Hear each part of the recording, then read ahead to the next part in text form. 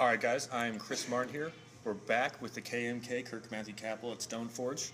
This is Stone Forge 2. You saw Stone Forge 1 back in episode 2 with John Elder. This is the new Stone Forge 1 and episode 2. Yeah. Is this episode 1 Stone Forge 2? This is episode, it's getting confusing. 7 Stone Forge 2. I don't know. There's a lot of numbers, a lot of Stone Forge, a lot of episodes here. Can this be a Roman numeral? Yeah, look at the Roman numerals. We'll go. Stone Forge II? Yeah. Episode 3. So you saw the old space, this is the new space. Man, you guys basically doubled down on space, tripled right? down. Oh, you Actually, tripled down? yeah, we added a separate hot yoga room. Yeah, that's real nice. Real nice. Yeah, we checked it out. Bought it on sale at Target. Real nice. Real nice. We did a group fitness room that's about 800 square feet bigger. Okay. Yeah, this is significantly larger, man.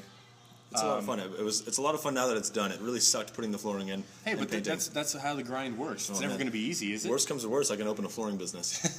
So you got that going for you? I got that going for me. If you need a gym made, yeah, this guy can do it. You need me to make you a gym? I can open it up in 2 weeks. No problem. No problem. I might want to cry, but that's okay. We still have our burrito from Vic Fiddles here. We said we're going to still kind of munch on it. So if you see us eating, that's why. We're taking this thing down. We're not going to let this win, are we? We've been eating for 25 minutes solid. This is a good burrito. Check that out in our burrito review, Vic Fiddles. Not really verse Rudy's burrito, but it's kind of a verse. Con. With. Yeah. Our Mexican here, con with. Yeah. Rudy's con, Vic Fiddle. Yeah, there you go. That's how you say it, Rudy's with. So, you were asking me what I'm doing working out and stuff like that. Yeah, what's new with you? So, just doing the gym thing now. And then I was building muscle, not really feeling it. I don't know if you get this vibe. And then I tried out hot yoga infusion, and heard a lot of good things about those guys. Been over there, and Jennifer Applegate's there, Laura Buckley's there. I saw Dally there. Oh, cool! You remember Dally? Mm-hmm. And I saw Bonnie. And then John Archuleta's over there too, isn't he? Saw John Archuleta. So everybody that I know is over there. So I checked it out. Man, it feels really good to get back into the yoga game. Yeah, get your mind right. I missed that too. I over the summer when I wasn't doing much but just triathlon training, I mean, when I first taught in the hot room again over here, when we first opened that room, was the real hot room, first real hot room I've taught in since March. Really? End of March, dude. Wow. It's been a long time, and that's almost a year, man. Yeah, and that was my thing. I loved it, and I missed it. And I taught it, and it was a blast. We had 35 people in there, 40 people in there. Yeah, and Surge. Yeah, a similar class called Scorch here. Yeah. So half vinyasa, half me, just murdering faces, Yeah, Kirk just it's almost like if you're in the military. Kirk just yells at you, and you do, and You're basically joining our fraternity at Stone Forge, and I just haze you in the room. Yeah. That's what it is. You die first, and then you quit, right? You die. You can't quit until you die. Yeah. That's the way the rule works. That's the mentality here, and you feel so good afterwards, man. Oh man, it's a cool class because it's just accomplishing. You just feel good about yourself. Yeah. One thing I like about yoga versus other things, and is you go to the gym and you crank out some stuff. We got some text messages going on here. Popular. The banging noises. We have people scaling walls outside. There's a little girl scaling a wall in knee-high boots that look like they are gigantic versions of bowling shoes. Yeah, they look like clown shoes or something. Yeah. I don't know what they are. Huh. All right. That's weird. There's a window here. I just saw this in my periph. It's a small little window, and you just see her go in the periph and through, and then scale, and then leave. And that was wild. What I don't get at a gym, but maybe you do and other people do, is that mental fortitude. But I get that in yoga a lot, and running, of course. I used to. You know what I'm talking about? No, I love it. I used to lift all the time. That's what I used to do. I used to weigh 220. Yeah. And I was super strong, and I enjoyed it. Don't get me wrong, but it wasn't the same kind of. You have to have the mental toughness to be able to push that last rep and not give up on a set or anything. But or keep going. It's still not as rewarding, in my opinion, having done both of them, right. As getting your ass handed to you in a high class and pushing through, and you get out, and it's kind of like a camaraderie between everyone in class, like an unspoken little bond. Even if you don't talk to them, everyone's just like... Or TRX or something like that. Yeah, all that stuff's fun. When I was in your surge classes, or Scorch now, or any hot yoga, you always kind of silently size everybody up in the sense that, I look to my left and I'm like, if that, 30 to 60-year-old lady is still moving... You can't stop. I can't stop. And the funny thing about it is everyone walks in there, and I actually had a guy one time come into my old class when I was teaching at a studio a couple of years ago, and he walked in, and he's like, "Hey man, can I talk to you?" And I was like, "Sure, yeah, okay. What's up? Yeah, what's going on, dog?" He's like, "Is this your this class on the schedule, like class whatever? And I was like, yeah, this is it. And he's like, it's just there's a lot of girls in here. I don't want it to be too easy. And I was like, oh, I think you'll be fine, bro. Yeah. He left 15 minutes into throwing up. Really? Yep, he couldn't even hang. So it's funny because you walk into those kind of classes, especially, I mean, at the gym, you see the buff guys that are all huge, and they can, they lift a lot of weight. But you go into one of those classes, and you see a 60-year-old person that's recovering from a complete knee replacement, making you look like you've never done a lunge in your life. Yeah, and so it's cool. It's humbling, really humbling. But I like that because I'm like this. I mean, it's nowhere easy. Because once you get into these classes, and we're going to get into the business side here in a second, but this is a cool kind of motivational thing, a motivational side. We don't normally start like this, but, you get into these classes, and it's basically you versus yourself. Oh, yeah. No one's telling you not to stop except for that little voice in your head that's saying, I can't do that. Yeah, they call that the lizard brain or whatever you want to call it, man. Yeah. And it's saying, you're not good enough, you can't do this, give up, just lay down, die. And that's why I tell all my clients, I'm like, no one's telling you to stop. I'm not telling you to stop. Except for you. Yeah. You're the only one telling yourself to stop. That person you see in the mirror, your best friend? Michael Jackson said it better than anyone. Yeah, Talking to the man in the mirror. Yeah, the KMK. Got to change his ways, Yeah, the Kirk Kapple, you said in the other episode, what? Now she's like figure dancing outside. I don't know what's going on. It's like a ninja over there. Yeah. So yeah, you have this mental journey within yourself in the 60 minutes of pushing yourself. You look left, this older lady or even younger ladies doing it, or you're like, dang, if this person is not giving up, I can't give up. And I wonder if it's the other way around. I guarantee it. That girl's Same saying, that guy's not giving up. I can't give up. Oh no, it's the exact same way. Actually, Does that build to the class? I don't talk to people about this. No, it's that's the way it is. You look at people, and I actually had somebody mention something the other day. I had a couple people in my class that were in the back row, and they were looking at the people in front of them, and the people kept stopping. So they said in their mind it was making them feel like they could stop. It's once you start stopping, it becomes acceptable to others. Yeah, well, when one person does it. So if I'm looking at the person in front of me and they keep stopping, I'm like, okay, well, if they're doing it, I can do it too. So it's kind of like they feed off each other sometimes. But then you get the people in there that are so overwhelmed with getting their ass handed to them that they can't even focus on anyone else. Yeah, which is what you want. You want to just kind of zone out. I mean, people will come in and look at you a little bit, but I always tell people they're worried about, I don't want to look bad. I don't know if I'm in shape for this. And I'm like, don't worry. What's going to happen is you're going to walk in there, and everyone's going to pretty much be in their own world, making sure they're not dying. Yeah. I was checking the battery out. We may have to actually swap batteries here in a second and take a little breather. Yeah, a little breather and change batteries. But we're going pretty well here, so we'll keep rolling. But man, so yeah, that's why you asked us when we were taking a little break there. That's why I've gone back to yoga, man. I feel like 1,000 times better. Mm-hmm. Now, I'm not saying anything about the gym. Oh no, it's just everybody has their own style. Everyone likes what they like, and sometimes people have better results from lifting a lot of weights and doing the powerlifting. And I mean, if it's what you like, it's what you like. You do what you want to do. I tell people I'm not going to try to force you to do anything. If you like it, you're going to be successful at it because you'll want to do it. Yeah. So trying to push somebody in a direction they don't want to go. I mean, I try to get people to run with me all the time. No one likes running. Even I don't like running, and I like running. You know what I mean? Yeah, I used to be into running a lot, doing 10Ks and 5Ks and that kind of nonsense. And I really don't enjoy it.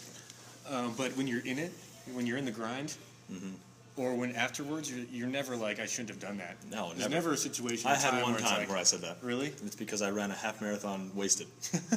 And I was drunk until mile 8, and I sobered up. And it was the hardest 5 miles of my life, and I kind of wanted to cry, and I couldn't walk for 2 weeks.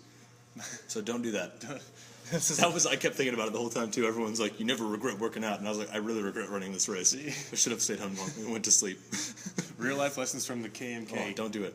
If you're thinking about half marathoning drunk, don't. I mean, it's possible to do, but Kirk's saying, "Man, just kind of take a breather, get a burrito, relax, chill out, go to bed, drink some water, do a run on Sunday instead." If somebody were to tell you, you're super drunk now, I will pay you $50 to run this half marathon. I mean, you're not missing much money. Here's my RFID chip, bro. Oh, God. Do me well. Awful. Barney Stinson that.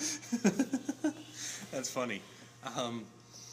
Let's switch batteries real quick, and then we'll get into the business side. So we're just gonna take a quick break here, guys. You won't even notice it's gonna hit black for a second, and then we'll be right back. So it'll be quick. All right. Easy. All right. Hold on a second, dudes or dudettes. Let me hit pause on the audio. All right, we're back. So you guys didn't even notice we left. That was like 10 years. Yeah, that was decades. Facial hair is bigger. Yeah. We're already grown stubble. We got some water here. Yeah, they just appeared. Yeah, and then it's whoop. I'm thirsty. Thanks. Out of nowhere, right?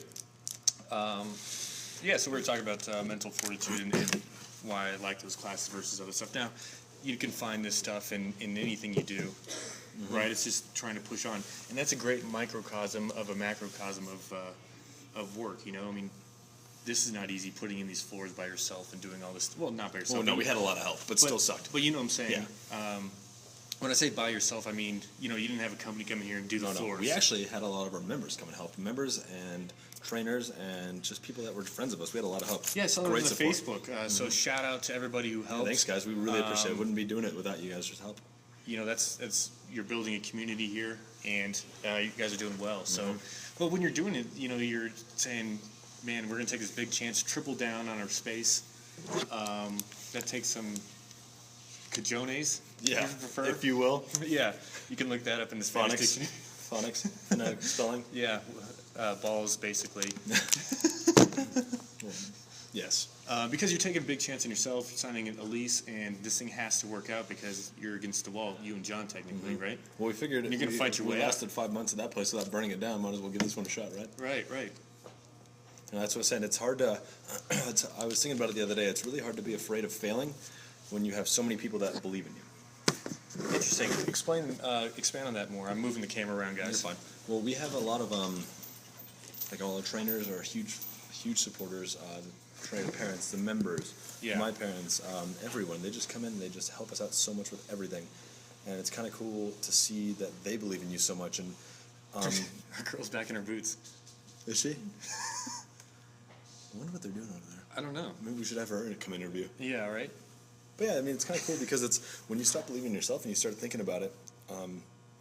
I'm actually reading a book at the time. What book?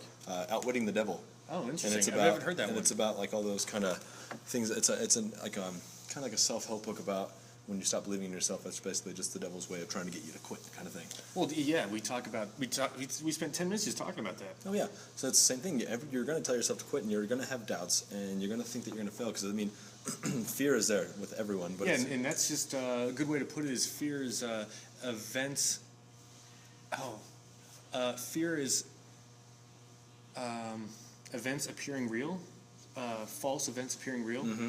You know, if you break down, that's what I heard from somebody. And it makes sense because you're just making up things that have never even happened before. Oh my God! And you're just all these scenarios. Yeah, and your mind loves to do stuff. And you're doing all these self-fulfilling prophecies. Like if you're going to fail, you think you're going to fail. You're going to fail. Yeah. But it's kind of funny when you have a support system like we have here, me and John and all these great people, that if you start to doubt yourself a little bit, you come in and you're just reminded every day that even if I didn't want to succeed, they wouldn't let me not. And you know, kind of now that you're talking about it, kind of goes back into the hot room that we're talking about. And you know, it's like when you're in that hot room and you're saying, "Man, I can't do this. I'm going to give up." And you look to your left and someone is still moving. And you're like, "Oh yeah, if that lady's doing it, I can do it." And that's what you're kind of saying is like, yep, I have to do system. it. I have to do this because other people are counting on me. Yep, it's exactly what it is. Yep. Because they need this just as much as you need. You're not doing it for you. You're not doing it for you. You're doing it for them and for the community. And it's the same thing in the hot room too. Yeah. The members are almost like my instructor. And the instructor is almost like my personal instructor. Every time that I feel like I want to quit, which, I mean, let's get real, it's not that much, but every once in a while you get a little bit of doubt back there because it's just natural, human. Well, no, you're always going to have doubt and fears. But then they just check in. Like if somebody's going to stop in class doing push-ups, I'm like, get back up. Stop. Let's go. Come on. Let's keep rolling. You can do this. And, man, have you heard about the 40% rule? No, I've not. It's a Navy SEAL deal. And there's a book. I can't think of what it's called. I think it's called Living with a Navy SEAL. This cat who owns Marquis Jet and lived with the Navy SEAL. So this Navy SEAL guy who's doing an ultramarathon. The Navy SEAL showed up for an ultramarathon, 100 miles, right? He showed up with a lawn chair, a bottle of water, and like a bag of like peanuts or something for the whole 100 miles. And he did it. And he ended up doing the whole race, and he ended up like breaking his ankle and still doing the whole thing and finishing the whole race. He has the pull-up. He was the Guinness record pull-up, most pull-ups in a day. It was like 6,000 or something. I saw about that. Yeah, it was like 6,000. I saw something about that. And he said his hands. He had third-degree burns on his hands from doing pull-ups. And he just kept on going. It's amazing what you can accomplish when you stop. And other people in the ultramarathon had like teams, masseuses, food, and like he's tents. Got a bag of peanuts, a water bottle, and a lunch. That's it. and I look on his face like I'm gonna fuck this thing up. right? Yeah, he did. And he did. And he got like 3rd place. Damn. And so what I'm saying is the Navy SEALs say it's a 40% rule is like, so when your mind is telling you to give up and quit, you really can go 40% more. And it's really true. Really true. When you said that, we talked about that. Me and one of my clients talked about that same rule. I didn't know it's called the 40% rule. Right. 2 days ago. Really? Ironically enough, yeah. But it exists, and you're like... It's a real thing. And when you see someone dying in there and they can't do more, and, you know, you come around and say, hey, do more, you're like, okay, I can do more. I'm gonna keep doing as much as I can, because you're really not gassed out. Oh, no, it's just your mind wanting you to quit, because it's just, like, it's an underlying fear. And it's the same kind of thing, too. I was watching, speaking of that ultramarathon, I was watching a thing, this guy, I think he was Danish, if I'm not mistaken, trying to do 30 Ironmans in 30 days, back-to-back. Oh, wow. And he fell on his first Ironman on his bike and hit his hip, and it kind of like hurt a little bit, and he didn't think about it. He ran 5 more Ironmans and did 5 more Ironmans, so that's 2.4-mile swim, 112-mile bike ride, and a 26.2-mile run before he realized that his hip was completely fractured in half. Dang. And he did that all, and it's like I was getting tired training for a half Ironman. And and you're like, this guy's he did 5 with the broken hip before he even gave up. He did not want to give up, but they made him. Dude, you need to chill. But people just attack this thing. It's amazing what you can do when you like just get out of your own way, you know? Yeah. And you know, your body's, you know, your mind is going to try to get you to quit before your body does. No, big time. Yeah, your body's saying like, let's do this. Yeah, your body's going to do whatever your mind tells it to do. Yeah, so that's pretty interesting. So you're talking about with your client about that? Yeah, actually, we were talking about something. He was getting a little gassed out. We were just doing some like chest work, you know, nothing crazy, but I was telling him we were going to do push-up sets to failure, and he's like, "Okay, no big deal." I was like, "I don't think you understand how hard it is to push yourself to literal failure. Not failure as in when you want to stop. We're going to that other 40%. When you can't physically push yourself up anymore. It's actually kind of a hard thing to do. It sounds easy, like, oh, the end of my set is a wall sit to failure. Right. Wall sit to failure, you can do a wall sit a lot longer than you think. So if you're going to do a wall sit to failure, might as well get your phone, catch up on some emails and Facebook. Yeah, because you're going to be there for a while, yeah. If you're actually doing it to failure. The problem with that is most people think failure means when they can't go anymore in their mind, not actual muscle fatigue and muscle failure. Oh, so yeah, there's 2 different definitions. There's 2 definitions of failure. So people are like, oh, okay, well, yeah, I can do it. Oh, it's been 3 minutes. Okay, I don't want to go anymore. My mind's saying I can't do it. Yeah, but until you physically fall or physically cannot push your body back up. And so we were talking about that, and that Navy SEAL rule come up. I didn't know it was called the rule of 40. Yeah. But we were talking about it, like how you can push yourself like way past what your mind can say. Yeah, that first wall, right? Mm-hmm. And once you get past that, I mean, skies are the limit. You know, you're going to do 100 pull-ups, and you know, if you're gassed out at 25, you still have 75 to go. Whether you takes you 20 minutes to do it, your body can still do it. Yeah, it's just a matter. I mean, maybe you won't be able to do them all in a row, but you'll still get them done. You know? Yeah. So it's pretty interesting. That you talked about that recently. This girl's walking back and forth. I want to go ask her what she's doing, but I think we'd get in trouble because she's like 4, and her parents would be like, "What do these dudes have a GoPro? Look at them." Right. So tell us where you started out, man. You said you came from California. So I've lived here for a long time. My parents moved from Cali when I was a kid. Right. I've been to basically every school in the city. I went to Eubank Elementary when I first moved here, Chamisa Elementary, Sierra Vista, and then Taylor Middle School, Monroe Middle School, Cibola, and then graduated from El Dorado. Just trying to knock them down, get the middle The school bingo list, or what? The checklist. No, we moved a lot around the city. Oh, okay. So, I mean, it actually helped out a lot. My friends always make fun of me because I went to so many schools, but I mean, my social skills are through the roof now. Oh yeah, because you met everybody. Dude, I went to El Dorado and I didn't know a single person. Yeah, that's where you ended up graduating? That's where I ended up graduating. Like, on the west side, at least I went to these different schools that were feeder schools, so I ended up knowing people. El Dorado, I didn't know anyone, dude. It was super uncomfortable, but thank God I moved around so much because I had the chance to actually learn how to talk to people I don't know. Right. And so, I mean, it fits this profession pretty well. Yeah. It's good networking now. Well, now you're basically forced to talk with people. You teach, which is the hardest part. When I was teaching yoga when I first started, man, that was the hardest part. Is like I'm in front of 20 potential strangers, and they're looking to me to take this class. So the first couple times, and still to this day, I get a little bit scared and nervous when I start. But once you get rolling, dude. Yeah, once you get rolling, you're good, and you got to remember that. But you probably don't have that fear. It doesn't bother me too much anymore. It is a little scary at first. The first class I ever taught was for 55 people, and I never taught a class before. It scared the crap out of me. But then you just got to remember that you're there for them, and they're there to get a workout. So if you're scared of messing up, I tell all the new instructors that I train, like, you're gonna mess up. Right. It's gonna happen. I mess up in I messed up today. I messed up in every single class. Right. Yesterday in boxing, I almost forgot an entire side combo until somebody said it, and I didn't like freak out. You just gotta be like, oh yeah, you're right, sorry. Yeah. And roll with it. Go. Right. They're not gonna change that. Yeah, you just gotta remember that you're there to give them a workout, and not everyone's perfect. You're gonna mess up. Yeah. It's When gonna you're in the workout, I'm just thinking about not giving up. Oh yeah. You know, that's the main focus of me, and you're yelling to do this and do that in a motivational manner, and I'm just trying to think of not to. So sometimes I don't even remember what we did or didn't do because I can't even remember what happened 10 seconds ago. I mean, it's when my clients are like, "Oh, you forgot the left arm," and I'm like, "Oh, well, obviously you're not working hard enough if you remember that. Thank you, by the way, but let's do something harder now." Yeah. And usually, I mean, I'm pretty good about it, but I mean, it happens. You mess up, you say the wrong thing, you say left when you mean right, and especially when you're mirroring in front of everyone. Oh, that's way tricky. You get used to it, but it's still. I mean, I've been doing it for about 4 years now, and I still mess up. But it's just a matter of like, you can tell who the veteran instructor is by the way they handle the mess up versus somebody. When I was brand new, if I messed up, I'd freak out a little bit, and it would kind of ruin the class because I wouldn't be thinking about the class anymore. I'd be thinking about, oh crap, I messed up. I'm embarrassed now. They're going to think that I don't know what I'm doing, and you just got to remember that everyone's going to mess up. You just got to continue, and it's a speed bump. Just go around it, go over it, and keep going. That's a good analogy. So I mean, people are going to have messing up in their life all the time. Now, whether it's large or small, it's the same advice still applies, right? Yeah, because if you let it define you, you're done. Yeah. Like I said, I used to let it define my class. If I forgot a leg, instead of just saying, "Hey, we have 20 minutes left," I can definitely just say, "Hey guys, my bad, I forgot left leg. Let's just get into that now." And I would be like, "Oh crap, oh crap, oh crap," and I just let it ruin my class. Right. Interesting, because you know, you could let, like you said, you could let this define your class or your job or work or whatever, and sulk on it, or you can just attack this thing. And the thing you got to remember is everyone does it. Everyone messes up. So anyone that tells you they don't mess up, they're full of shit. Wait, no one's perfect? I mean, I think so. Maybe Kate Beckinsale.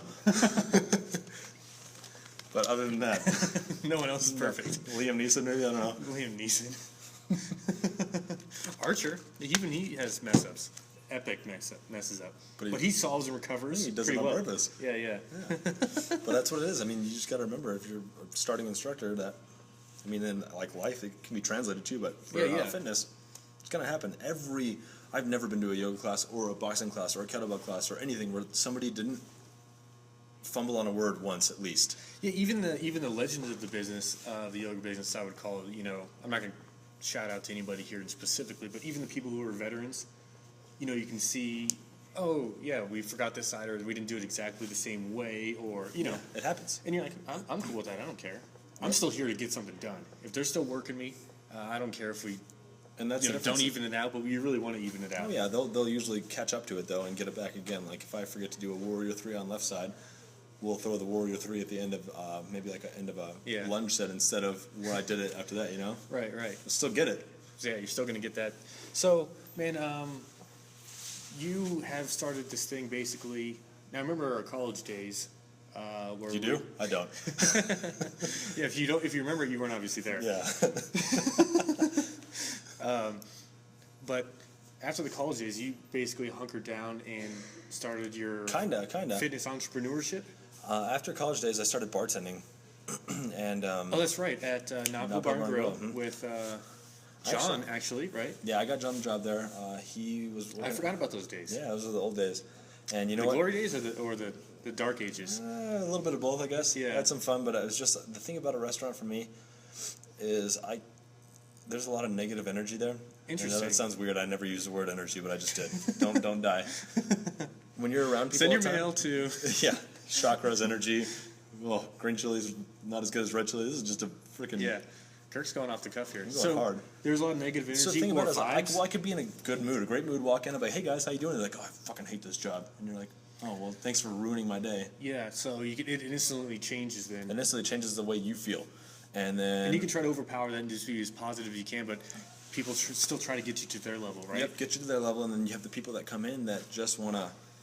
That's correct you, the customers and stuff. Yeah, the patrons, and then especially bartending. Everyone's drunk. Everyone's acting like a jackass, and then you get out of work at 4 a.m, and it's just Dude, So it wasn't a good environment. I had a blast when I first started because I thought it was fun, but it just wore on me real quick, and I was unhappy, very unhappy. I was drinking all the time because, I mean, at a bar, might as well. Right. My sleep pattern was super screwed up, and I just wasn't feeling good. I got to where I was, I hit 220 actually.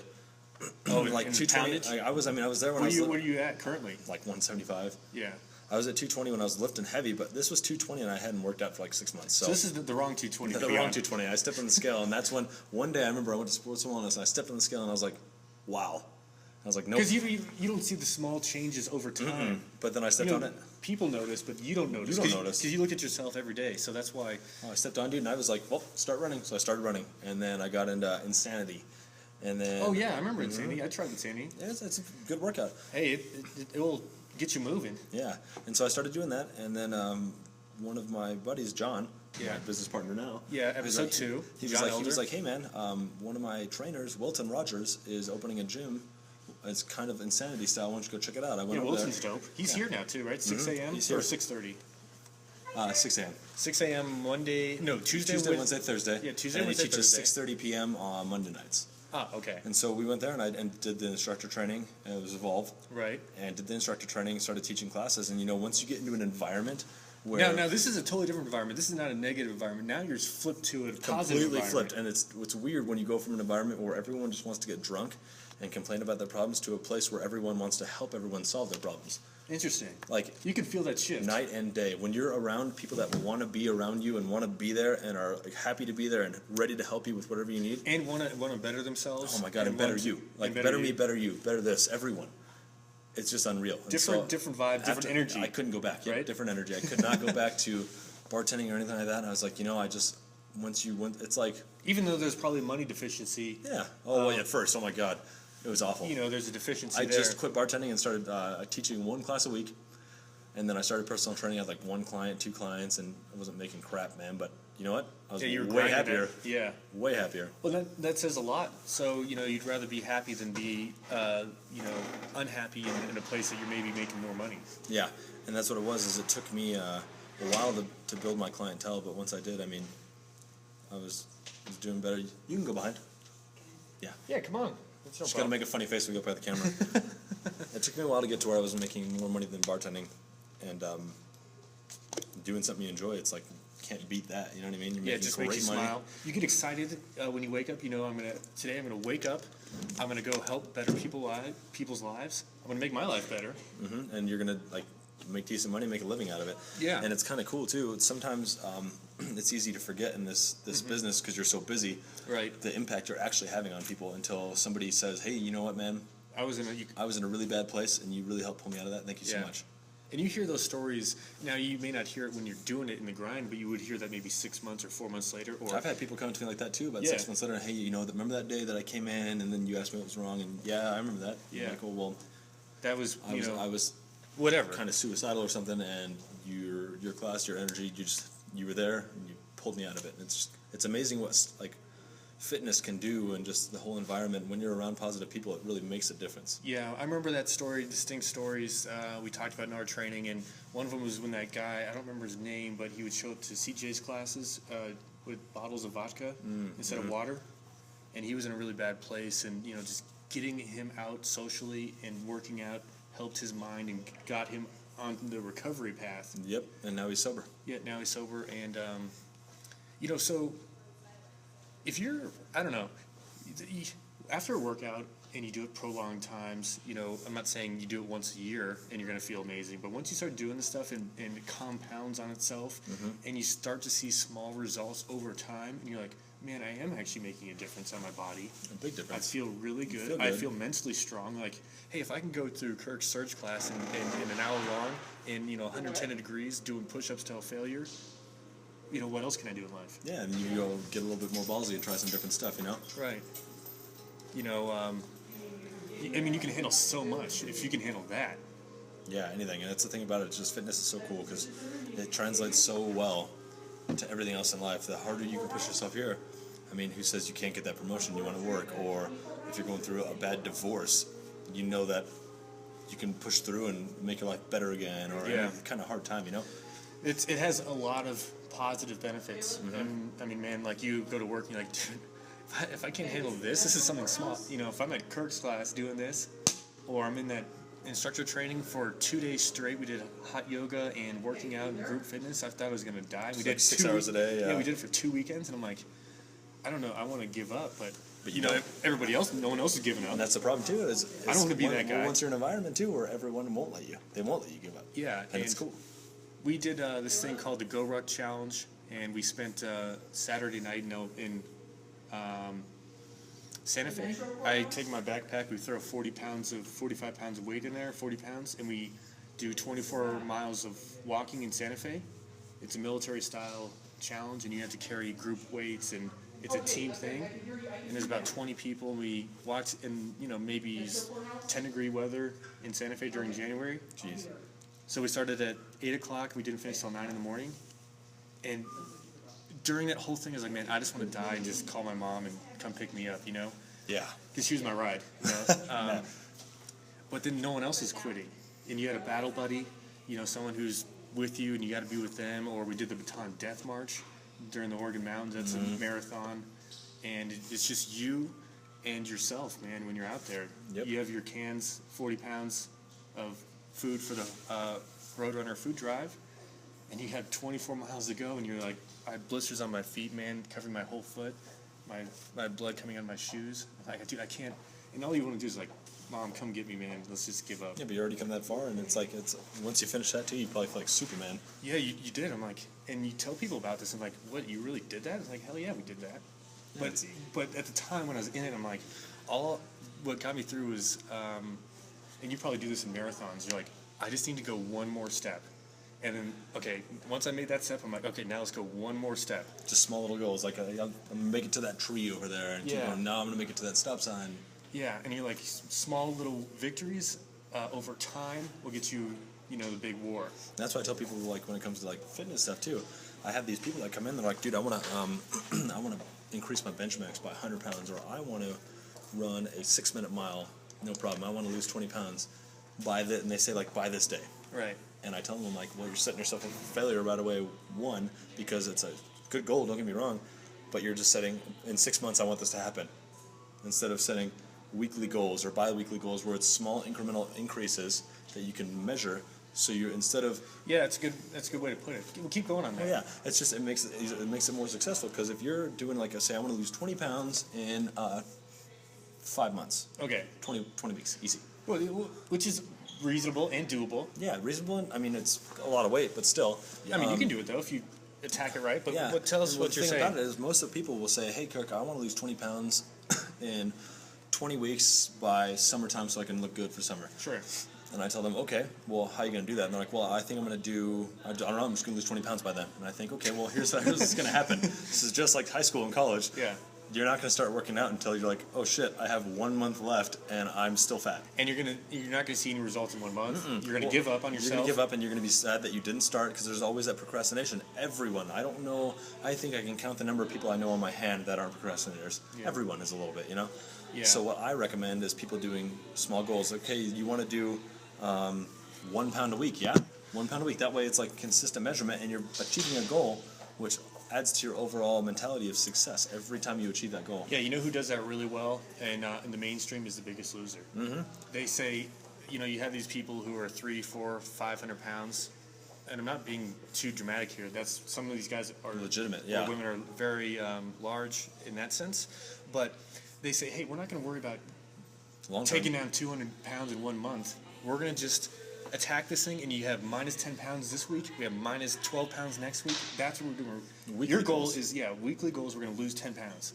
And then when you multiply that over, you know, 12 weeks or 16 weeks, now you have 200 pounds. And that's the thing about it, is it makes it achievable too. So I tell people, I'll tell my clients too, if it's scary. No matter what goal, it's a big goal, and here's your goal. Yeah. So if I'm here, we're going to use the bag as a reference. That looks like a lot of ground to cover. Yeah, it's kind of scary. If I set little benchmarks here and there, all I have to do is get to this one, and then I get to this one, and pretty soon, you're halfway there. I make my way to here, and what it does is that instead of seeing how far away I have to go, I can see the next goal. Okay, I have to lose a pound this week. And you see visual progress. You see visual progress. I'm like, I lost a pound. That's awesome. I feel good about myself. Good job. You hit your weekly goal. Next week, let's do it again. Yeah. Let's do it. It's and just over 20 weeks. It's just like a race. Get through this part, okay? I'm gonna do a half Ironman. I have to do swimming. I'm done with swimming. You know what? I'm just gonna try to get through the biking, the 56 miles. I'm gonna divide it up. Get through this much, and then as soon as I know that, the half marathon. I'm gonna do 4 5Ks in a row. Right. So I'm gonna run a 5K. Okay, another 5K. Instead of thinking I have 13 miles left, you think I have 3 miles until my next 5K. Yeah. And then you do it again, and it just makes it so one down, 4 more to go. Incrementally, like achievable, rather than just looking at how long you actually are gonna have to race. That's a pretty good way to put it. And it just makes it so much easier because people thrive on success. I mean, it's like if you're enthusiastic and you are succeeding, you're going to want to do more and you're going to want to do better, and you're not going to give up on yourself. It's when the people look at how far they have to go rather than how far they've come, that's when they fail, you know? Yeah, it's more of a progress thing. Mm-hmm. And you hear this stuff where you have to work out 30 days for you to notice, 30 for your friends to notice, and 30 for the other people to notice. At the 90 days, but it's hard to see progress over a short amount of time, and that's where you start doubting yourself. Is like, is this even working? And the problem with that too is a lot of people they forget that your body may not look any different, but think about how much mentally tougher you are. Yeah. Like, think about it. You just did this and didn't eat sugar for a week. That's tough. Yeah. That's hard to do. And there's 5,000 calories in a pound. Yeah, roughly. No, it's 3,500 calories. Is it 35? Mm-hmm. So. Why would I that's you? You're the man, right? You have to put yourself in a deficiency, and if your deficiency's not large, it's going to take some time to burn calories through in, that. calories out. And that's the thing about it is it's like people don't see the results immediately, but they forget that they're getting through the hardest part. The results will come. The hardest part is starting and keeping going. Yeah, the hardest part is just showing up. Yep, right? That's half the battle. I tell people that are like, if you just show up here, you're good. You're done. You walk in, you're already here. I'm gonna lock the door, chain you to the wall, and we're gonna go. Yeah, you can't get out, buddy. Yeah, I saw your face. I know where you live. Yeah, you wrote it on the waiver. I'll come pick your ass up. There's the fire exit. We don't actually use it. Yeah, it's just for a show. I just painted that door on the wall. Yeah, it's not even a door. Of course, if you're a fire inspector, it is a real door. It is. It's a joke. Or is it? But yeah, it's just people forget that it's small little battles, and it doesn't. I mean, you may not be noticing physical progress yet, but you sure are making mental progress. Yeah. And the mental is the hardest part. I mean, if you are mentally tough, you can do anything. Yeah, it's kind of hard. I mean, you get sometimes in this trap of giving up on yourself. That person you see in the mirror, and that's really hard, man. Mm-hmm. Because once you give up, man, it takes a lot of motivation to get the back going.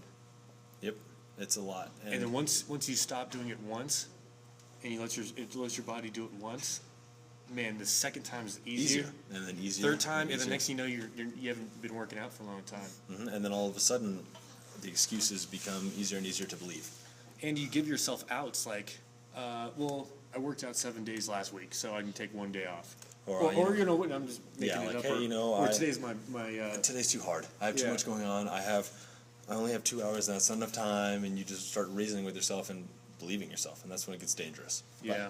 And I tell people, if you're in that stage, no big deal. Just start coming back a little bit at a time, and you realize it's not as scary as you think. And most people won't admit it. They're scared to get back into it because they think they lost it. Yeah. And the thing is, they didn't. They just got to get right back in and just keep going. It's like riding a bike. You get back in, you have the muscle memory, dedicate again. I'm about to start doing half Ironman training again for some races I had this year, and I haven't swam or biked in forever, and I hate swimming. Yeah, I'm literally looking forward to it less than I've ever looked forward to anything in my life. Yeah, how do you doggy paddle for 5 miles? Oh, it sucks. I just try not to drown. But I have to start swimming again, and not only are the swim times super early in the morning, right, which makes it awesome because it's freezing cold, and I hate swimming, so it's like, and I have to wake up early. Right. But it's like, okay, well, then I'll... How bad do you want this What thing? happens is every once in a while, even I'll make the excuse. I'll wake up, my alarm will go off at 5:30 a.m., and I'm like, I have to swim at 6. I'm like, but I have to be at the gym until 9, so you know what? I'm just not going to do it today because I have such a long day. Right. And I go back to sleep. You'll try to talk yourself out of it. And I'll talk myself out of it, and then I'll wake up the next... And when I wake up, I'm like, God, I should have just went. Yeah. And then so I try really hard not to do it, but I mean, everyone... No, you're always in this mental battle. And everyone. Yeah, it's not going to be easy. I always like to try to not to give myself an out. So before I get home, I take all my yoga stuff with me, and I go right after work to yoga, and make it as a thing that you have to do. It's like that's what you do, right? Yep. And we're not getting home, or we're not starting work at home until we get that done. Whether that's Step the 3, gym yeah. or yoga, but I bring everything and you just make it a thing. And you're like, it really makes you accountable. Accountable, big time, and that's what I do too. I always have extra running clothes with me. So if I even ditch out my early morning run, like Right. I decide I will wuss out and I'm not going to do it, I have running clothes with me. So if I decide that I Yeah, like, dang, I should have woke up early, I Yeah. have an extra hour right now. Let me throw my stuff on and go. Yeah, you don't have an excuse. Checking out our battery time here, so we have maybe a few more minutes. We didn't talk really how you got into the business. Well, we kind of briefly a did. little bit. So I mean, like I said, If you want to talk about that, maybe. I went, like we were saying, I went to go try Wilton's class out, and I enjoyed it. And I ended up doing the instructor training and really liked it. Now you're ACE certified? A certified, and Group training certified, obviously. but yeah, so I did that, and what it was is I actually didn't do anything with it right away. I did the instructor training, I shadowed a bit, but then I went back to bartending. Oh, really? I didn't know that. I didn't quit bartending at this point during the instructor training. Was this when I met you there? No. That was after, right? Yeah. So I had gone back to bartending for a little bit, and then I was like, You're seeing the differences? well, yeah, that's when I started seeing the differences. Like, wow, being around these people now after being around all the people at the gym, You, and I just couldn't do it anymore, so I quit. I went back, taught one class a week, had like 1 or 2 clients, made Right. negative $60 a week. yeah, it cost me to be Nothing. there. It cost me to be there. I was paying. I was there 8 hours, 9 hours a day with nothing to do except for research. I researched stuff. I looked at exercises. I figured out why they worked. I did my own spin on them. I just practiced. And it shows when you take one of Kirk's classes, highly knowledgeable, and you ask things of proper form. Like squats kill me, man. I always have horrible form in squats, and he was like, "Here's what you got to do: stick your butt out and do this." And for some reason, I can never remember. Or my body isn't like that. I don't know, but It happens. But you know the forms, why stuff works, the muscle groups, what we're And working. that's what it was. And I would try to look at things like, okay, well, trainer A, I really like what he's doing over here. Why does that work? And how Yeah. can I make it something that's different, my own? Yeah, and make it the authentic Kirk Matthew Kapple. Yeah, like kind of a thing. And I mean, I'll always give credit where credit's due. Anytime somebody taught me something, I'll be Yeah. like, oh yeah, a bunch, and I learn from trainers every day. Still, I'll see some trainers that are training that are my competition, and I see what they're doing. I'm like, wow, that's a really cool exercise. How can I make that my own? Right, or how can I integrate this into My kind of training. my workout, but it's my style. And I have no 'Cause problem. you can't be Wilton. You can't be Becca or Jen in the hot room because it's not going to work. That's not it's who I you. am. And that's the thing about it. You have And to people are learn going to who see you through are. that, and they're going to say, "This guy's not even authentic, dude. He's trying to be Wilton, Just trying to be this guy. or I'm trying to be goofy and do jokes like Rebecca and Jen do, because they're goofy and fun in the hot room, and that's who they are. And it's hard for me to be that because that's not who I am in the hot room. I'm more serious, But you can't be Wilton or any of these guys. It's got to be you, and it takes a while to figure that out. Who you are. You're going to try to emulate these different trainers until you figure out your own your style. own style, and then it clicks, and then you're like, okay. And then people are like, this cat's authentic. He knows what he's talking about, and it just grows from there. It grows from there. So yeah, I did the Evolve thing for a while. I was there for about 3 years. Closed down. I still had all my clients, so I still trained. I had a lot of equipment out of my house. I had a couple of clients that had full gyms at their house, so I trained them there at parks everywhere. Yeah, John was telling us the same story, and then so where did it come together? I remember John telling me that you didn't want to initially get on board Initially, I was already on the Stone Forge. I was on You were board. not drinking the Stone Forge Kool-Aid, then? No, not at the time. I was on Well, board. how did he do it? He went down and sat me down. He's like, "Here's the numbers for what we want to do." Okay, so let me rewind a little bit. He approached you and said, "Hey, I got some Kool-Aid you need to drink." Yeah. He's like, "Hey, bro. Hey, brother. Yeah, hey, Try bro. some Kool-Aid." Yeah. So You he's like like, it? he's like, "Hey, man, I'm thinking about opening my own gym. I really would like you to be there. Let me show you what I'm going to do. Show you my business plan, and we can talk about it." And I was like, "I don't know." And I sat down with him, and it was pretty solid model. I mean, we started out real small, and that was safe. And it's people. That's the one killer of business, from what I've heard from every advice I've ever been given, is the expanding too rapidly is the killer of small businesses. Well, they say these are real facts here. Most small businesses close within 2 years of opening. And this is, if that was 5 months ago, when will the year be? August will be our 1 year. So I'm not throwing any bad things, but most businesses small businesses will close in 2 years. And you're saying, okay, we have a small space now. We're going to jump into this bigger pond. And the reason we did that is because we were hitting a plateau where we couldn't of member capacity. Not even super capacity. We had one restroom and no childcare, so we were hitting a plateau with our demographic as well as. So your demographic capacity. was saying, hey, we like you as guys, but we need childcare, and there's only one restroom, and so we did this. It was kind of like a leap of faith. We did this because we know we needed to. Yeah, in order to grow. Here's how you think about this, and you see this in business all the time. It was riskier for you to not make this move. We would have been safe for a while, but it would have declined. Yeah, this is not staying there was riskier than doing this. I agree, and it's kind of like when you have a plant that's growing in a tiny little pot. It's going to stay there. Or you take it out and put it in there, and it grows bigger. Or fish tanks. Bingo. Fish can only grow as large as the fish tank. Yep. But I mean, they have a space issue, so you can get these small fish, bass or whatever, or little Nemo fish.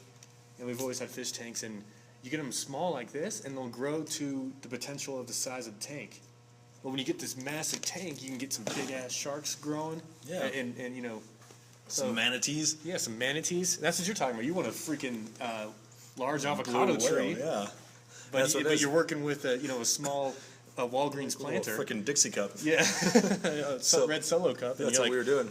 Putting water. I'm doing everything. I'm putting water on it. I get it sun. Growing. It's growing good, but it's maxed limited. out, dog. Yeah. So that's why we did this. We did this, and we have some people that believe in this. And it's like I said, when you have people that believe in you, it's hard to think you can fail when you have such a good support system. So we did this. We did all the flooring and everything, and blood, sweat, and tears in here, man. It sucked. Yeah, sweat equity we had out the yin yang in here. Sweat equity, big time. Yeah, it looks beautiful though. But now that it's done, or like as finished as it's going to be for now, man, well, now you open yourself up to new markets, people who have people who have children, right? Yeah, so we have people who want to do hot yoga. Because we had like hot stuff at the other gym, but the problem was we only had one single room. So now we can double down. We can add more yoga classes and still do the Kirk group fitness here. Mm-hmm. So now simultaneously, have yoga and group fit same time. Basically, your schedule's doubled. Yeah, doubled. More than doubled in size. Because we did that website work, and I was looking at the schedule. I'm like, man, a lot more classes. We added. When I say we, you guys added, I don't know, 10 or 15 more classes. Well, we added 22 more classes. 22. Mm-hmm. And then we added a bunch of new instructors as well. Yeah, I saw that. Some of my favorite instructors from Downtown Hot Yoga, from Blissful, from Wilton's Sports obviously Wellness. here. Wilton's doing more now. He was with us at the other place, and Wilton's a huge help. He's taught me a bunch. I learned a lot from him. He's really good to talk about if you have any problems about fears or scary or he's really good about it. He's really good friends with Eric Thomas, E.T., the hip hop preacher, and he's really good friends with him. I guess he's telling me, and that guy's really good at motivating. If you can look up, you can get up type stuff. And Wilton's been in the game for a long time, so he has a lot of knowledge, and he's helped me out a lot contacts to learn what I've learned. If I have a question. Hey, you got to surround yourself with people who are better than you. Right? If you're the smartest guy in the room, you're in the wrong room. Yeah, you got to move into a different room. That's what I'm talking about. Yeah. So that's really cool. So he came down, and then it took some convincing. You're like, okay, so he has a solid business plan, but I don't want to jump down. So I was just, he showed me the business plan. I was a little nervous. I don't know. We got, keep going, Kirk. We're gonna hit some buttons here. Maybe we overheated or something. GoPro's acting weird. Uh-oh. Well, we'll keep going audio. Yeah. Well, yeah. Now we're gonna hit recording. We're good to go now. So he showed me the business plan. I checked it out. It sounded pretty solid. I went and thought about it for a little bit, and I was like, you know what? Okay. It's kind of hard because I was already on board with another gym at the time. And, okay. And what it was it's really scary to decide to give up something where it's all you now. Yeah, well, this is the leap of faith, man. Leap of faith. I decided, I was like, it's me and John. And you and John are basically deciding whether you succeed or you fail. And that's what it is. That was the main hindrance of me joining him at first. Because so it was a mental battle inside your brain. It was my own thing. It wasn't anything he was saying. It was me saying, do I really think I can do my own business and succeed as much as I want to with just John and I, just me? Yeah. I'll be the boss. And am I ready for that? Can I do it? So you had some time to sit down, relax, had some scotch. Yeah, we got some GoPro issues here, man. I don't know what it's doing, but maybe we'll just go audio from now on here, and we'll just go audio. Eminem said, "Fuck the beat, I'll go a cappella." Yeah, we'll go a cappella. GoPro's a little warm or something. Yeah, I just sat down, thought about it, and I was like, you know what? And I was asking some of my clients who were my big confidants, just like, hey, what do you think? And they're like, do it. We've been thinking you should open your own place for a long time. Interesting. So I listened to like about 7, 8 of my clients that told me the same thing. Open your own place. We've been waiting for you to do that. You can do it. So if you have all these people saying, hey, man, you got to do it. They have faith in you, and you're trying to tell yourself, I don't know if I can, but then you think, if they're so successful, all these people that were telling me this were extremely successful. If they believe in me, why the hell don't I? Right. This goes back to what we talked about Exactly, in the and it's all full first circle. 5 minutes. So you think about it, and you're like, okay, well, this person believes in me. Shit, I better start believing in me too. Like, and and everyone has that self-doubt. I mean, No, yeah. I mean, this is, especially when you're jumping and financially. it was the business thing. That was me. I mean, the training thing, I'm cool with. I know how to do that, and I know I could do it. Yeah, but you don't know anything about business. Yeah, but I was just like, I could. But now you're learning. Now I'm learning. You're getting your OG original gangster MBA, right? Stone Forge Fitness, steepest learning curve in the biz, bro. Yeah. Here's the fire. You got to walk over it. Yeah. Kind of. Yeah. There's the Standing in it, and hanging out for a second. Yeah. So I mean, it's kind of cool that fact that I decided to do it, and I'm actually extremely happy I did. It was scary at first, but I'm enjoying it. I'm learning a lot, and hey, it makes you. I mean, it's just kind of a cool experience, to say that we've done it, and it's going well. Well, and you're doing it, and we're doing it. We're still doing it. It's going well. Everyone's enjoying it. We're increasing membership a lot, and we're having a lot of fun while we do it. Yeah, what's gonna be wild is. Looking back at this video and this podcast and video cast, potentially 10 years from now, looking back at this and thinking about, you'll be thinking, man, I was freaking scared to start this thing, and now this thing's probably, you may have another location, maybe get into a larger space. Mm-hmm. I don't know what your future's going to hold, but if you keep on rocking and killing this shit, it's going to obviously increase. It's going to be funny to look back and I can't believe I was nervous about that. Yeah, I can't believe I was nervous about John saying, let's do this thing. And the funny thing is, it's all life. Every time you look back and when you're like younger, think about all the things you were scared of. Yeah. We talk about this in one of our other episodes. Steve Jobs? Mm-hmm. No. Well, okay, if you don't. He made the iPhone. Oh. The iPod. The freaking iPod. Okay. He's killing it. Even in his grave, he's still so much. He's killed it so much he died. Yeah, he's selling the shit out of these things. We'll go back to video and see if we can get this working again. Yeah, he's killing it in the video space, in the iPhone space. But he said famously that you can only connect the dots going backwards. You can't connect why I'm here at this point in time and why this is happening now because you have no basis. But you can see why you got there. Yeah. Now, if you look back and say, oh, man, I started all this did all this research in the beginning. I knew my shit. And now it's paying off in groves now because I actually spent the time on myself and worked on it. And then now, 10 years from now, you'll be like, this all started from me taking a chance on myself. Now let's take a chance on something else and build another location or, The thing about it is you get a little bit more ballsy every time. You're like, yeah. Well, it comes back to this thing, and, a lot of people don't think about risk this way, and it's how I've always thought about risk is it's riskier for me not to make this decision than it's, you got to step out and take this risk because if you don't, you're going to still be where you were yesterday, man. Oh, yeah. You can't expand and grow into new spaces if you don't take that risk, and that risk may be business risk, personal life, going to the gym, whatever the case may be. But it was riskier for you to not move in here. Yep. Because you're limiting your Dixie cup, your tree, and your freaking aquarium is only so big. And I can't remember the lady, but I read an interview done with a woman who was. Is that John eating a burrito back there? Oh my gosh, dude, that's not on the approved burrito list for the day. It is a freaking burrito. No, breakfast sandwich. Breakfast sandwich, my ass. How's the no sugar going? Going really well. Yeah. Oh, it is a breakfast sandwich, dude. Yeah, it's a sandwich. But yeah, so I was saying. You got John in the cast eating a breakfast sandwich. A little hello deli or what?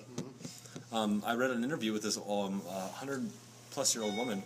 And the main thing that she said, if somebody asked if you had any advice for young people, what I would you did say tell the them? same thing. And it said, don't be afraid of anything. Yeah. Because, all the things that I was afraid of when I was, in middle school, think about it. You're like, oh, this is going to, end my life. It's like, I don't even remember those now. Yeah. You're trying to call a girl on the phone. I remember that was super scared about that. Your dad's going to answer, and you're like... Yeah, then what do you say then? And then, those are what you're scared of now. And once you expand your scaredness factor, what you're afraid of. Now you've moved into a new place. You're got comfortable here. Now I challenge you in the next year or two to build another place and do expand, something else, yeah. because you're already comfortable here. You're going to grow into this fish pond, this aquarium. You know, your Dixie cup's bigger now. Now you're in maybe a freaking 10-gallon pot. Yep. Now you need to get into a 50-gallon pot and roll with the big fishes. And then throw it in a lake. Yeah, now See you're what happens. Yeah, now you're fishing a lake. You know. We got 2 nickel-sized guys at the bottom of a blender, and now we're out saving lives. Yeah. What? You ever seen the internship? Yeah. So it's kind of interesting, man. Once you know, it's all about risk and how much you're willing to take, but it's riskier not to take some shit sometimes.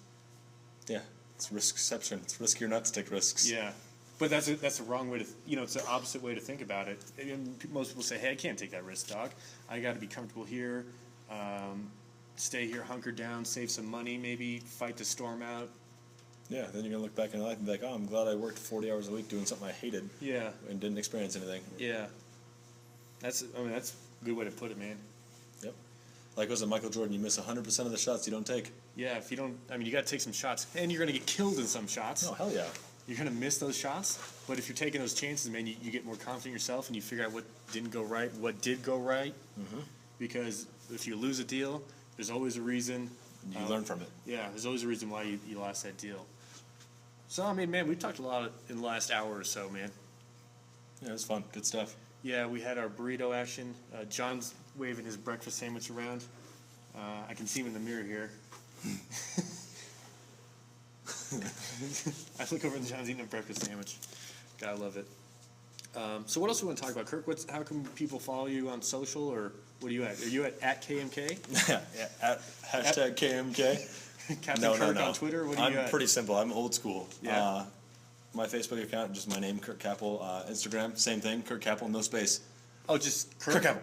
Kirk Kapple? Like that? Okay. All together. Instagram, you can follow him on Instagram, Facebook. Facebook. Obviously, Stoneforge. StoneForgeFit.com.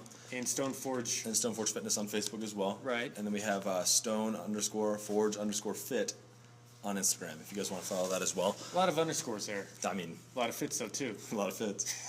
A lot of laughs, a lot of smiles. Yeah. A lot of fun. So yeah, if you guys want to see what we're doing, I mean, come check us out. First class is free. It's a lot of fun over here. Where are we at? We're currently at... 6100 Jefferson. So on Jefferson and Osuna, just south of Osuna.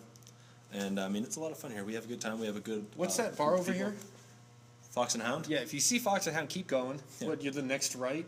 If you're coming from McDonald's on that other side, Osuna coming down, it's going to be on the left across So from you the just AOL building. pass this bad decision and make a good one. Yeah. And then pass the other bad decision and make another good decision. Yeah, so you're right in between two bad decisions, McDonald's and Fox and Hound. That's where you reside. You can go get a McDonald's sandwich, feel bad about it, come work it off, and then go drink to forget all the trauma I caused you. Do you do counseling as well? I do. Okay. For counseling. Yes, Suck it up. Yeah, the counseling is 50 more push-ups, Yeah. right? Kirk Counseling with a K.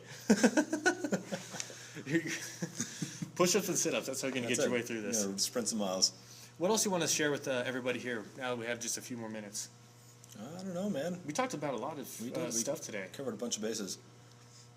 Mostly motivation, fear, risk, taking chance on yourself, why things don't happen, why things do happen. Yeah, I mean, it's hard to say what's going to happen. You just got to find out. I mean, you don't want to watch a movie and turn it off before you see the ending, right? Yeah, I mean, but you don't also want to take chances on yourself and do the what-if game. Yeah, because that's the worst. The what-ifs, man, the what-ifs will kill you. You know, if you try to take a step out, try to take a chance to step out on yourself, and you get those what-ifs, like, what if I fail? What if I don't make it? What if people laugh at me? What if people don't show up at the gym? You can get stuck in that what-if trap.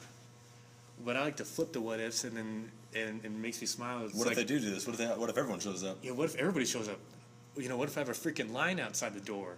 You know, they always. Someone told me that once you start making new ground for your kingdom, you know, taking new ground, you get new problems.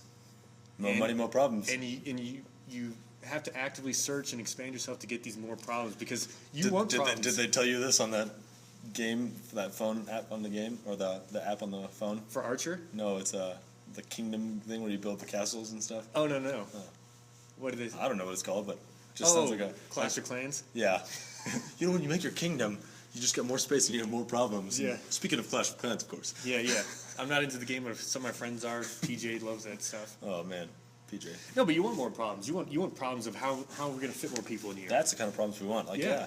But we're hitting capacity. What are we gonna do? Or we need this. What are we gonna do? Yeah, we're turning people down. You want those problems. Yep, that's what we want. Wait lists on classes. Yeah, we don't have a wait list. Yeah. And it's fun. I mean, if you haven't had a chance to check out the new space, it is night and day from the old space. 3 times the room. The space is beautiful. Yeah, it is a beautiful space. I didn't know it to, I saw it on Facebook, obviously, and I was like, okay, I don't really know what I'm looking at here.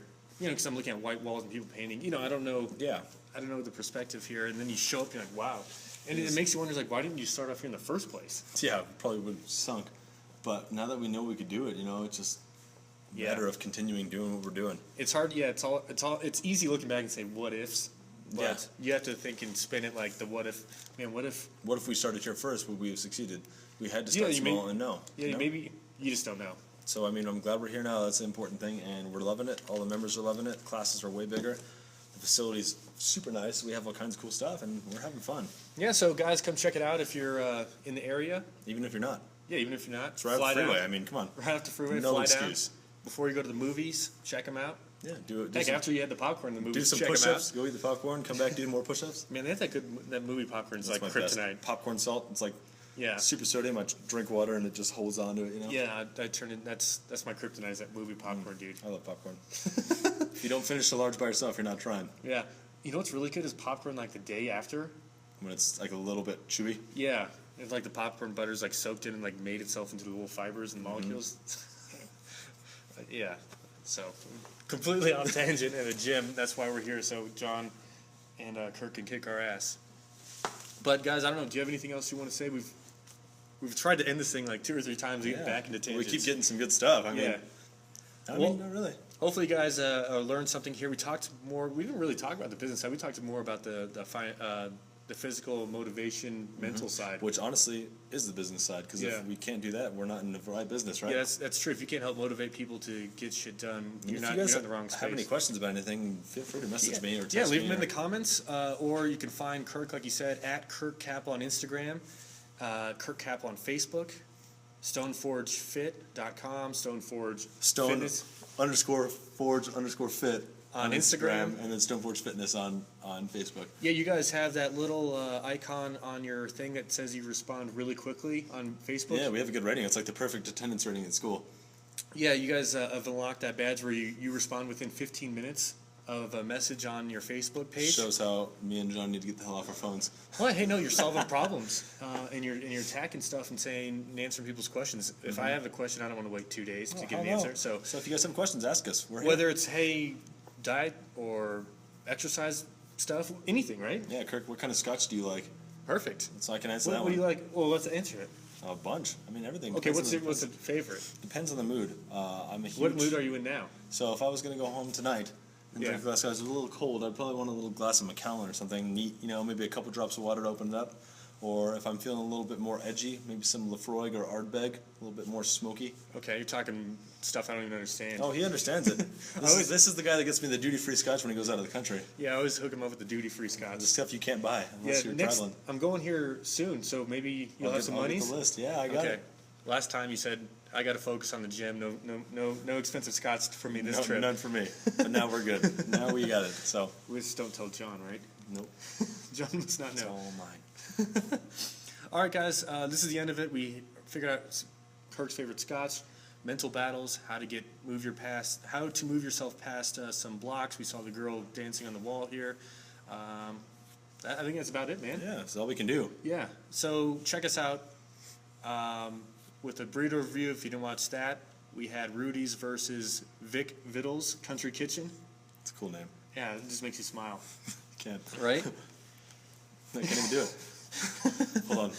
Vic Vittles. No, it's going to make you smile. We had a good time. Check us out. And that's it, man. So we'll see you guys next week for our next guest. I think we're actually going to have a good friend of mine, Danielle, on the show, so it'll be exciting. Anything else, Kirk? Nope. As we wind down? Good to see you guys. Thumbs up. Sorry for a little interruption in the video, but we're back. I think it overheated or something. So we're so hot. Yeah. Well, maybe the hot room heats. Door, yeah. It's permeating here. All right, guys. We're going to just ramble on otherwise if we don't turn this thing off. See you guys. Bye, guys.